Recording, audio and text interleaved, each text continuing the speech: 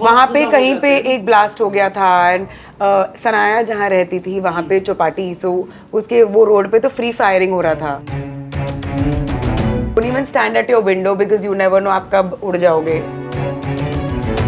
मेरा जो अतीत है वो फिर मेरा पीछा नहीं छोड़ रहा है, वो फिर अभी सामने ये मुझे बहुत सारी चीज़ें अपने पति के बारे में पता चली है जो सच है पर मैं मानना नहीं चाहती हूँ. कई बार ऐसा होता है कि कुछ ट्रेंड्स बन जाते हैं तो उसको निचोड़ के उसका पूरा मतलब एक एक ड्रॉप रस निकाल रहे हैं. मेरे लिए एज एन एक्टर, मेरे लिए मेरे करियर के लिए कोई प्रोजेक्ट अगर मुझे लगता है कि सही नहीं है, चाहे वो कितना भी बड़ा स्क्रीन टाइम हो, वो फिर भी नहीं करूँगा. स्वागत है आप दोनों का टेली चक्कर पर. कई बहुत सारे वेब शोज आते हैं और चले जाते हैं और ये आया है दूसरे सीज़न के साथ. पहले वाले में हमें लव, ड्रामा, सस्पेंस और एक्शन बहुत सारा देखने मिला था. इस सीज़न में क्या नया होगा और किस चीज़ का डोज ज़्यादा होगा? सब चीज़ का डोज है इसमें. इमोशनल जर्नी है हम दोनों के किरदारों का. एक लव स्टोरी है जिसमें बहुत सारे ऐसे तनाव भरे सिचुएशंस आ गए थे, पैदा हो गए थे सीज़न 1 से. मेरा जो अतीत है वो फिर मेरा पीछा नहीं छोड़ रहा है, वो फिर अभी सामने ये वो अतीत समझने के चक्कर में ये है. और एक अमित साध का किरदार है जो ओरिजिनल अमित पटेल है, वो अभी उठ गए हैं. तो बहुत कुछ आपने जो सीज़न 1 में देखा है वो सब थोड़ा सा ज़्यादा हायर लेवल में वो होने वाला है. मतलब हर एक चीज़ का डोज बढ़ गया है क्योंकि वो सुलझाना भी है ना. हर किसी की एक जर्नी है, हमारे रिश्ते की एक जर्नी है, इंडिविजुअली हमारी एक जर्नी है और मेरे अतीत का भी एक जर्नी है. तो ये सब एक्साइटिंग चीज़ें होने वाले हैं और काफ़ी इमोशनल है. हम दोनों के किरदारों को लेकर पर्टिकुलरली ना सीज़न 2 में एक हमारी जर्नी काफ़ी इमोशनल है. कॉप प्ले करना कितना ज़्यादा डिफिकल्ट था, प्लस आप एक वाइफ भी हैं जो अपने हस्बैंड पर सस्पेक्ट कर रही है, शक कर रही है. मीनवाइल उसको अपने बच्चे का भी सोचना है, डिपार्टमेंट से भी लड़ना है. सेकंड वाले में हमने देखा लाइक यू आर लिटरली आपके सीनियर्स आपको थ्रेटन कर रहे हैं वगैरह. सो एक तो ये किरदार कितना ज़्यादा डिफिकल्ट था. आई थिंक हमने सीज़न 1 में काफ़ी अच्छे से तैयारी की थी. हमने बहुत अच्छा प्री प्रोडक्शन किया था. हमने बहुत सारे रिहर्सल्स किए थे. हम सीन्स इनैक्ट करते रहते थे. डायरेक्टर्स, राइटर्स, सारे एक्टर्स हम सब आके रीडिंग टेबल रीड करते थे. Then we tried rehearsing also. हमने हमारा सीन शूट के बिना डब करने की भी ट्राई किया था. हमने फर्स्ट सीन हमारा पूरा प्रदीप सर ने करवाया था. पूरा 2 एपिसोड्स उन्होंने रिकॉर्ड कराया. हमने डब किया था. So there was a lot of prep work we did. And season 2 मेरे लिए पहले से काफ़ी इजी था because for me it was just like I was coming back home. I was coming back to Era. Of course, it was more complex, more complicated, more layering because मुझे बहुत सारी चीज़ें अपने पति के बारे में पता चली है जो सच है पर मैं मानना नहीं चाहती हूँ. प्यार का चश्मा है आंखों पे. प्यार वो बोलते हैं ना कि जितनी दूरी होती है प्यार उतना बढ़ता है. आई थिंक हमारे सीजन 2 में दूरियों से प्यार ज़्यादा बढ़ रहा है. Like there's a lot of unspoken love we have in season 2 where we are not even touching or talking or looking at each other, but just that presence of both of us together there is some chemistry. At least I thought it was being created when we were shooting.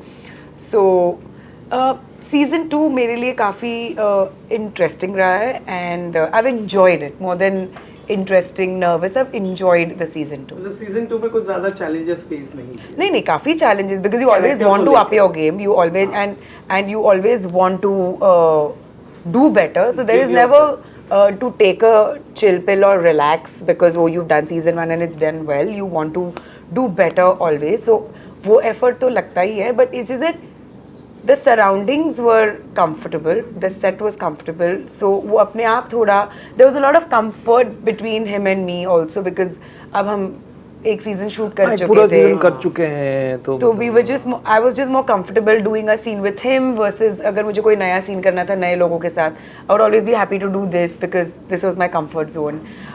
When it came to the cop side, of course it was difficult because I was playing a wife and a cop at home. And I was playing a cop and a wife at work. At work, yeah. So to distinguish the two was getting a little difficult, but I think I managed.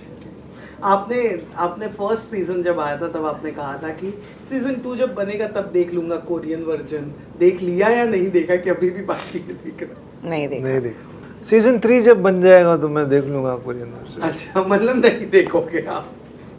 What is the reference part? क्योंकि जो किरदार हमारे पास आए गए हैं, as you said कि आपने Korean version नहीं देखा, आपने देखा था या नहीं देखा था? नहीं, इन्होंने भी नहीं आपने भी नहीं देखा था। सो रेफरेंस के लिए सिर्फ स्क्रिप्ट्स थे आप लोगों के पास और अपना इमेजिनेशन, डायरेक्टर का इंस्ट्रक्शन। Very good. अच्छा, इम्प्रोवाइजेशन का कितना चांसेस रहता था? आप दोनों एक दूसरे को, कभी ऐसा होता है ना कि ये तो था ही नहीं, कैसे बैलेंस करते हैं? मुझे ठीक ठीक याद नहीं है, बट थोड़ा बहुत इम्प्रोवाइज तो हम करते ही थे वो सीन को, जैसे इंटरप्रेट कर रहे थे। सीजन 1 में भी करते थे, सीजन 2 पे भी रोहन सिप्पी छूट देते थे, लेकिन बहुत ज़्यादा हम स्क्रिप्ट से ड्रिफ्ट नहीं करते थे। हाँ, बहुत ज़्यादा नहीं, बहुत ज़्यादा नहीं।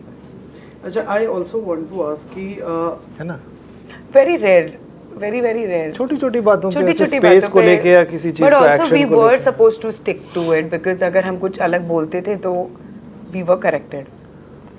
नॉट है क्या, पता नहीं। I mean, मैं कुछ ज्यादा अलग नहीं बोलता था। एक आध थोड़ा बहुत सजेस्ट किया होगा या कुछ नया। हाँ, मतलब ऐसे नहीं कि सीन के बीच में हमने कुछ हमारा डाल दिया और फिर कंटिन्यू किया।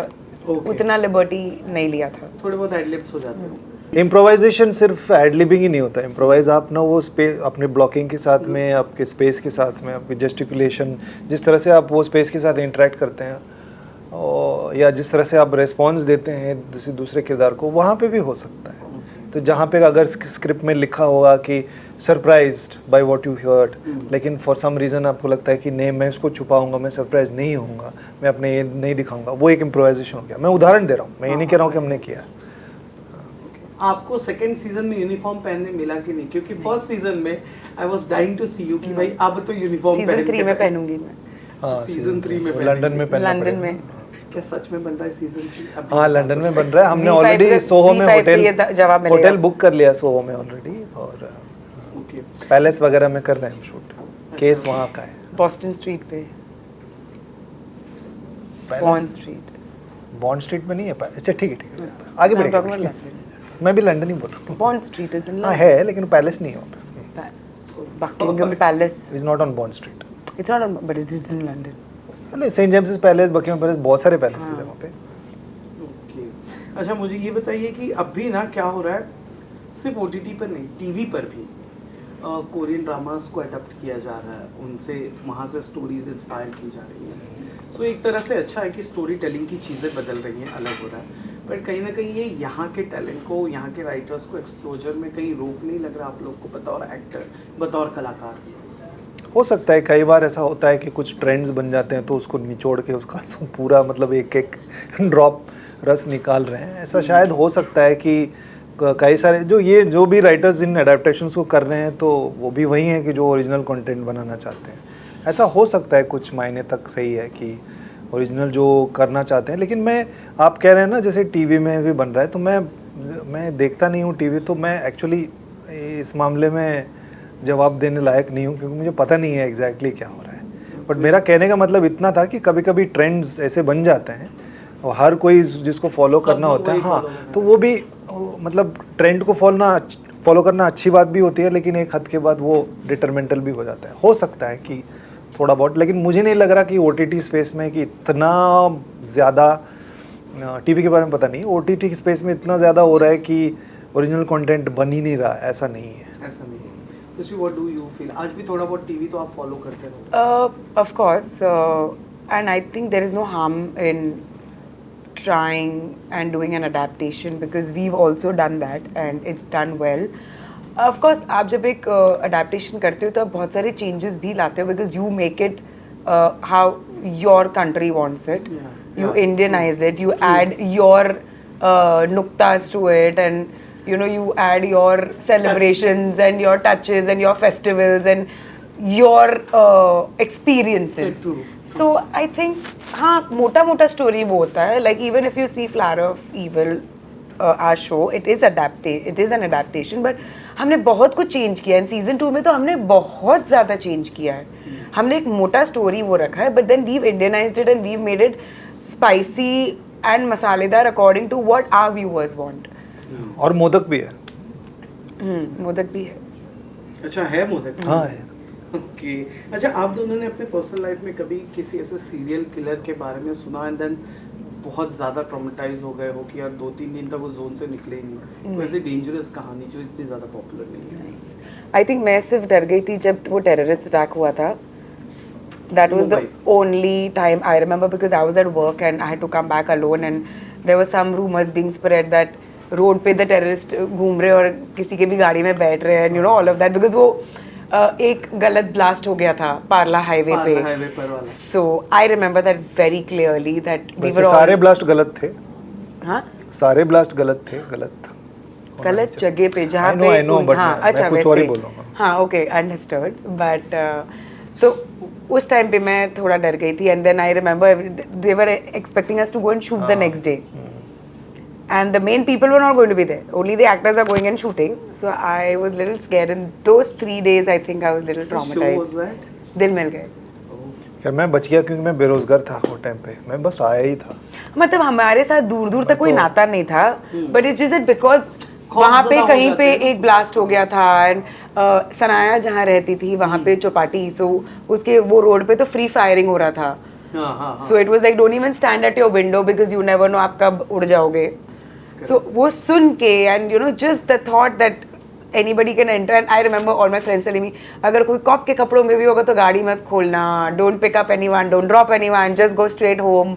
So those things just scared, and of course I was very young also that time. So या गुलशन, आपको कोई ऐसी कहानी, कोई ऐसा स्टोरी? नहीं, ऐसा कुछ याद नहीं आ रहा है मुझे. बचपन से भी याद नहीं आ रहा है ऐसे कोई खूंखार किलर के बारे में सुना हो.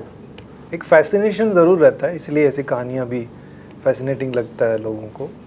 बट मुझे ऐसा कुछ याद नहीं है कि किसी सीरियल किलर के बारे में सुना और मेरी नींद मतलब होश उड़ गया, नींद उड़ गई, ऐसा मुझे कुछ याद नहीं है.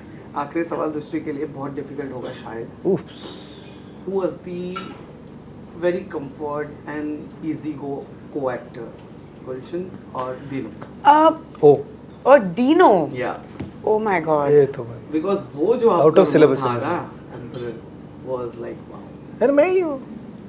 यार दोनों यार I can't pick.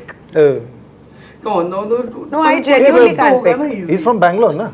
Yeah. Both Bangalore boys. Yeah, both Bangalore boys. Very good. दोनों का ले लेना. हाँ दोनों ही, वही मैं बोला दोनों ही. I thought you would say Amit and Gulshan. अच्छा, अमित और गुलशन में अगर मैं पूछूं, Then of course Gulshan, because I've worked with him for 2 seasons. We have a comfort zone.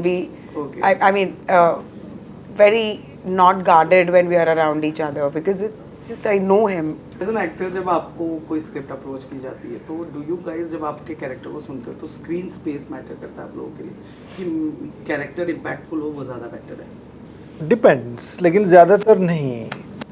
अगर रोल स्क्रीन स्पेस बहुत बड़ा है लेकिन रोल में मुझे कोई दिलचस्पी नहीं है तो तब भी मैं नहीं करूँगा ना. अगर मुझे लगता है कि मेरे लिए इंटरेस्टिंग नहीं है, मेरे लिए एज एन एक्टर, मेरे लिए मेरे करियर के लिए कोई प्रोजेक्ट अगर मुझे लगता है कि सही नहीं है, चाहे वो कितना भी बड़ा स्क्रीन टाइम हो, वो फिर भी नहीं करूँगा. सो उसको ऑपोजिट भी ऐसा ही है कि कई बार ऐसे कुछ रोल्स है और मैंने किया भी है.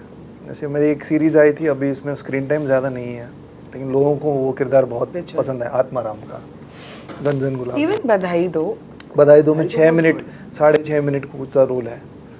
तो लेकिन वो एक इंस्टिंक्ट होता है कि हाँ ये अच्छी चीज़ है, इसको कर लेना चाहिए, अच्छे लोगों के साथ कर रहे हैं, अच्छा प्रोजेक्ट है. अगर ये क्लैरिटी अगर है तो फिर वो मैटर नहीं करता है. लेकिन जिनके लिए मैटर करता है उनको उसके वो भी ठीक है. कुछ लोग बहुत मेहनत से अपना एक इमेज ये सब बनाते हैं जो बहुत मुश्किल है हमारी इंडस्ट्री में, और उसको प्रोटेक्ट करने के लिए कोई सोचता है कि नहीं मैं ऐसे छोटे रोल्स नहीं करना चाहूँ तो वो भी ठीक है. आई थिंक मैं अभी तक वहाँ पहुँची नहीं हूँ जहाँ पे मैं ये डिसाइड कर सकूँ, because it's just I am getting there when it at least comes to the OTT platform. So I think I would see for myself a little more and then probably have a better idea how to answer it. Hi guys, please आप हमारा show देखिएगा. 24 अक्टूबर को release हो रहा है. Thank you tele चक्कर. Enjoy कीजिए और अच्छे अच्छे कमेंट्स दीजिए. थैंक यू टेली चक्कर, बहुत बहुत धन्यवाद आपका. Thank you. फिर मिलेंगे.